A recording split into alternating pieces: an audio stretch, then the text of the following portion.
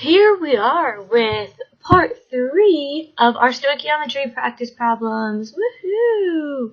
So this is going to be three-step problems. The way this works is it's going to be a mole ratio sandwich per se. So you'll start off using the formula mass of a compound to convert from grams to moles. Then you'll use the mole ratio that you get from the balanced equation to go from moles of substance A to moles of substance B. Then the third step will be using the formula mass again to go from moles to grams of substance B. So nothing really new here in terms of calculations, just how to set up the problem. So let's look at number 9 on that homework from last night. Sorry, I couldn't think. Stoichiometry practice problems. Number 9, we are starting with 4.5 grams of aluminum chloride. So as always, we put our given number, and we need to go from grams of aluminum chloride to moles of aluminum chloride. And you know how to do this. Mole calculations, we drilled this into your head. You always use formula mass. So our first thing to do, is to find the formula mass. Oh, and I didn't type this right. Al3. So we have 1 aluminum, and that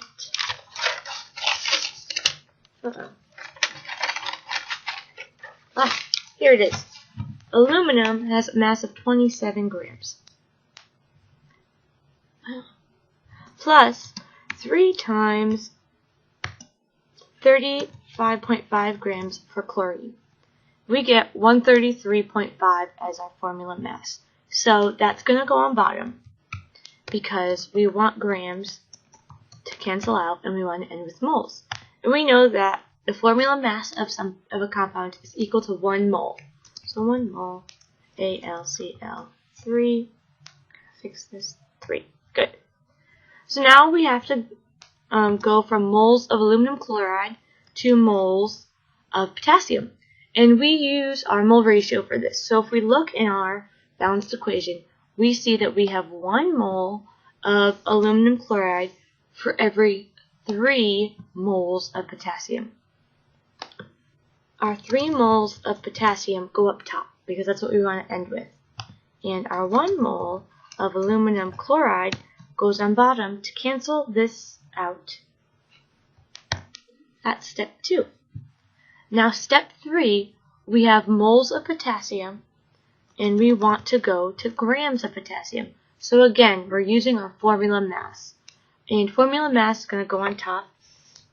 And this is just 1 element, so we don't have to do any adding. Potassium is 3.9 grams of potassium, or 39.1, sorry, not 3.9.